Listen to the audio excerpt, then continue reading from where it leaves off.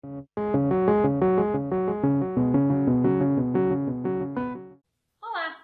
Hoje damos início ao programa Diálogos Terceiro Setor.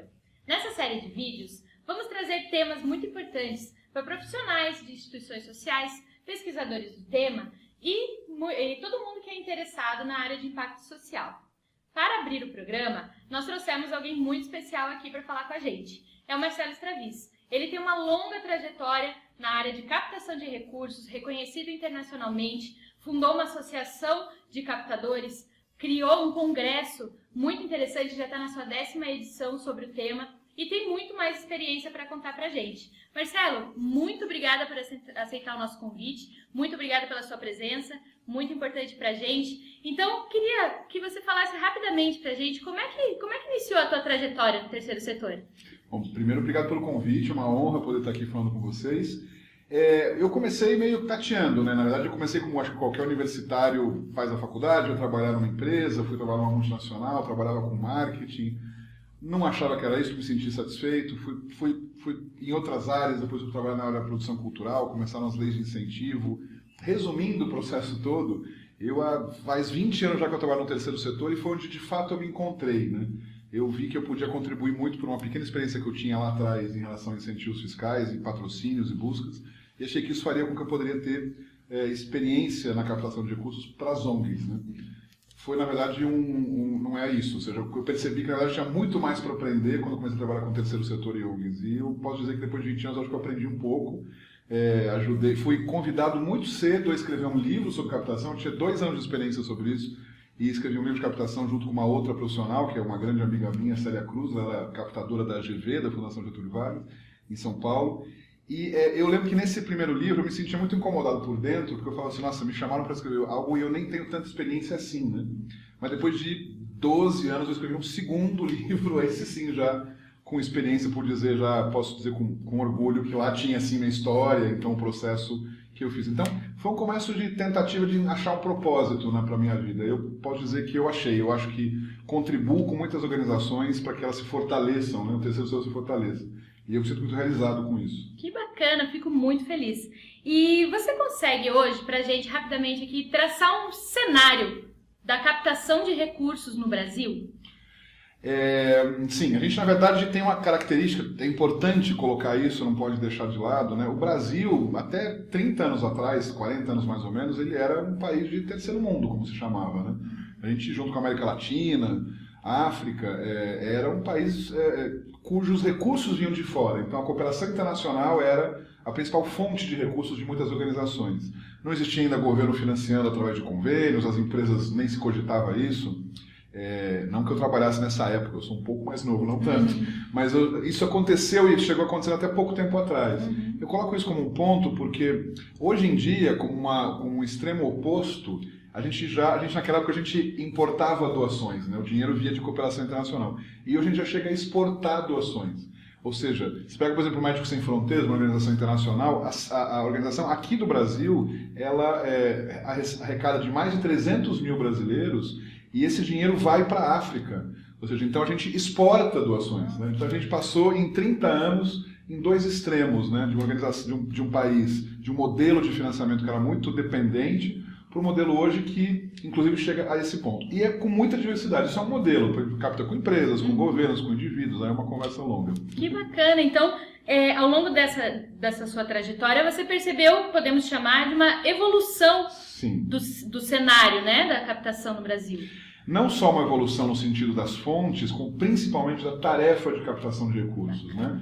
Então, nesses últimos 20 anos, acho que a gente também contribuiu um pouco com isso, a gente criou a Associação Brasileira de Captadores de Recursos, vai fazer 19 anos agora, muito no intuito de profissionalizar um setor que basicamente nem existia. Então a gente no início era visto como uns malucos aí que queriam contratar. Como vou contratar alguém se eu não tenho dinheiro nem para pagar minhas contas? Eu falava, você não tem dinheiro para pagar suas contas porque você não tem esse alguém. Esse alguém é o captador, essa figura que efetivamente vai te ajudar, você gestor, a conseguir recursos. Então houve, do meu ponto de vista, uma evolução muito grande nessa profissionalização do setor e do captador, da captação.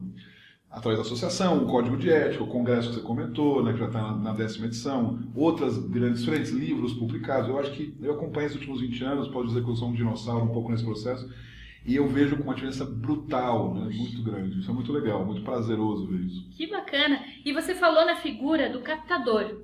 Então, quais são os papéis fundamentais, mas principalmente os maiores desafios, né, as questões diárias de um captador de recursos? Tá. É muito legal a gente focar nessa questão pelo seguinte, muitas das organizações que talvez estejam nos assistindo, talvez não tenham essa figura de captador ainda, né? E a gente tem ciência disso. Mas também, volto a dizer, há 20 anos atrás eram talvez contados nos dedos as que existem. Hoje a gente pode dizer que já são algumas milhares de organizações que têm. Então, para quem está assistindo ainda não tem, a pergunta não é se eu vou ter ou não, é quando eu vou implementar uma área de captação, um departamento de captação, porque ele é peça-chave para a sustentabilidade da organização, né? E aí, respondendo então a tua pergunta, essa figura, essa pessoa, ela tem tarefa todo dia. Eu não posso imaginar a captação uma coisa que eu vou fazer nas sextas de manhã. Né? Tem tarefas todo dia. Eu tenho que fazer operações de visitar empresas, de trabalhar com indivíduos, captação, envolver editais, desenvolver eventos para arrecadação, pensar em projetos, produtos a serem comercializados, serviços. Então é tanta coisa. A gente já disse que uma pessoa só é pouco, né? Mas também não vamos criar já uma estrutura cara no início, mas ela vai crescendo e se desenvolvendo. Célia Cruz, essa que eu comentei, na época quando ela foi na GV, ela era uma funcionária na GV, e passado um tempo, ela saiu, né, quando foi fazer outras coisas, foi para outra atividade, o departamento que ela constituiu tinha 17 funcionários, cada um especializado nas áreas, ou seja, captação com ex-alunos, captação com projetos, captação com departamentos de pesquisa. Então, é muito isso, uma tarefa que inicialmente a gente tem que fazer um pouco de tudo, mas depois é que você acha as especialidades. Poxa vida, que legal! E você falou captação com ex-alunos, captação com outros tipos de público. Quando a gente fala em captação, nada mais é, nesse aspecto, uma doação, né? Então também, pensando em perfil, tem um perfil hoje de doador brasileiro, alguém, qual é o público maior que doa? Legal. Até 2 anos atrás não existia nenhuma pesquisa muito desenvolvida sobre o tema. Tinha algumas coisas um pouco pipocadas aqui, uma organização que fez algo, uma outra que fez. Mas há 2 anos o Instituto IDES, junto com o Gallup, o Instituto Gallup, que é uma empresa de pesquisa, né, séria, responsável por um trabalho, desenvolveu a primeira pesquisa sobre o perfil do doador brasileiro. Legal. Essa pesquisa está pública, depois você escreve no Google pesquisa do perfil de doador. Então ela é a primeira que pretende, a partir dela, se criar uma série histórica, de acompanhando essa trajetória. Ela tem algumas surpresas, algumas coisas que a gente já sabia, que a gente já imaginava, e algumas surpresas. As coisas que a gente já sabia primeiro, os maiores doadores, em quantidade, são os pobres e a classe média baixa. A gente tem a imagem de que o grande doador é o indivíduo rico, porque tem mais dinheiro. Na verdade, ele pode dar volumes maiores, mas a proporção de ricos que doam é muito maior do que a proporção de pobres e classe média que doam. Isso não é porque é uma invenção brasileira, no mundo inteiro é assim. Isso então só se comprovou que continua sendo assim também. Agora, a excelente surpresa é que o volume de dinheiros que circulam em relação a esses doadores no Brasil corresponde a 13,6 bilhões de reais. Ou seja, é um dinheiro que é umas 6 vezes maior do que todas as empresas no Brasil doam. E isso também é uma verdade, a gente também sabe que no mundo inteiro é assim, mas a gente nunca imaginou que era tanto dinheiro. Ou seja, a pesquisa comprovou que esse dinheiro é um volume muito alto. Então, o perfil tem um pouco a ver com isso. É um volume tão grande que a gente tem muito mais pesquisar. Um outro dado fundamental, mais da metade dos brasileiros doam. Isso é uma grande surpresa para mim. Eu que trabalhava com esses dados, eu falava que bacana, né? Então, está funcionando o que a gente está fazendo, de mobilizar as pessoas para doar. Que bacana, que legal. E você citou essa pesquisa e eu percebi uma coisa que me chamou a atenção também. O perfil dos não doadores, né? Ali Enfim, a gente tem um nicho ainda da sociedade que não doa. Talvez porque não tenham sido 100% sensibilizados por causas, né? Então, como que você acha que... Tem alguma dica, alguma forma de que as instituições podem sensibilizar de uma forma mais efetiva essas pessoas? A pergunta é interessante pelo seguinte, o melhor que a organização pode fazer é, em vez de ficar batendo nesses não doadores, porque eles são não doadores, então não vamos gastar muita energia aí, né? Então, eu vou voltar a eles. Tá. Mas eu diria que os doadores, o que é interessante perceber é que, primeiro, eles existem, eu posso estimular para que eles doem mais, ou posso estimular para que eles doem para a minha organização. Porque está doando para outro, está doando para uma organização, ou está doando não necessariamente para uma doação, está doando para para uma esmola ou coisa do gênero. Então, tem já um perfil interessante entre os doadores. Os não doadores têm uma questão curiosa, que é, muitos respondem que não doam porque não tem dinheiro, o que às vezes é uma mentira, é uma desculpa. Sim. Não é que não tem, é que provavelmente o que ele quis dizer é que nada sensibilizou isso. Não é que, então como não tem dinheiro não vamos atrás dele. Foi a resposta que ele deu. Às vezes você diz isso quando te pedem dinheiro. Eles não têm dinheiro, quando você tem dinheiro no bolso. Sim. Mas um outro dado que eu acho que é muito interessante nesse processo, né, do não doador, eu não vou lembrar a proporção, sei lá, 15%, 16%, não lembro agora, que disseram, eu não dou porque ninguém pediu. Então, essa é uma informação muito interessante. Sim. Né? Ou seja, não é que ele não doa porque ele não quer, ou porque ele não pode, ele não doa porque ninguém chegou para ele e pediu.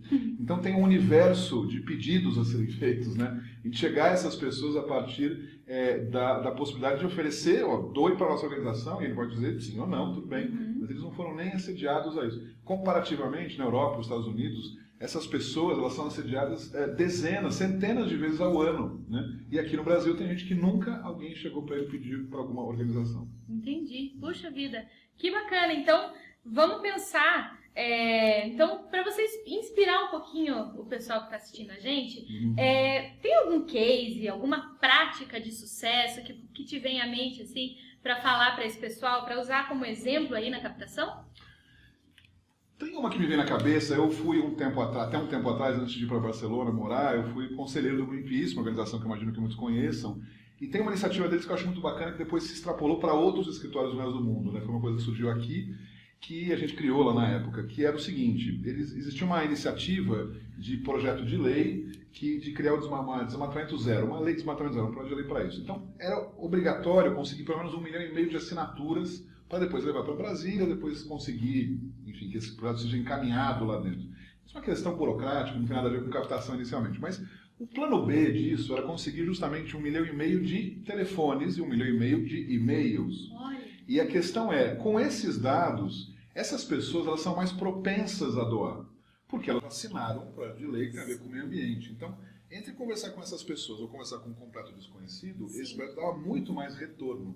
Então, a minha sugestão, né, porque depois o Greenpeace deu tão certo que fizeram várias outras frentes, outras petições do tipo, passou para outros lugares do mundo, mas a minha sugestão é, para conseguir doadores, antes mesmo de pensar neles, pense em ter uma lista mais aquecida, ou seja, separar quem é um completo desconhecido de alguém que minimamente chegou perto de você e assinou uma petição, ou recebeu alguma informação interessante, ou, no caso que eu falo, por exemplo, organizações, hospitais que fazem medição de pressão em troca de ter o nome e o telefone dele para depois solicitar uma doação futura. É um jogo de primeiro eu dou para você, para depois você doar para mim. Entendi. Essa é um pouco a sugestão que eu dou. Que bacana! Então, finalizando aqui a nossa conversa, temos um pessoal assistindo de diversas áreas que estão interessadas no tema. Além dessa dica que você deu, tem algum recado, alguma mensagem que você queira passar?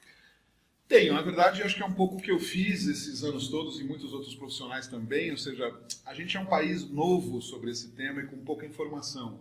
Alguns livros publicados, alguns livros, por exemplo, o meu mesmo está disponibilizado gratuitamente como e-book, mas estude, faça cursos, leia experiências, conheça outras experiências de outras organizações. A gente tem muito a desenvolver. A gente tem algumas características que são muito brasileiras no processo de doação, mas tem outras que são universais. O fato de as pessoas se mobilizarem pelas causas, ela, igual aqui no Japão, na Alemanha. Então, vai atrás disso, veja que exemplos tem de sucesso e com certeza a sua organização vai se beneficiar disso. Muito legal, muito obrigada, Marcelo. Foi um prazer ter você aqui com a gente. Chegamos ao final da nossa conversa, do nosso diálogo. Seja muito bem-vindo ao nosso canal. Convido vocês a assinarem o nosso canal, curtirem e receberem os nossos próximos vídeos. Muito obrigada e até a próxima. Tchau, tchau.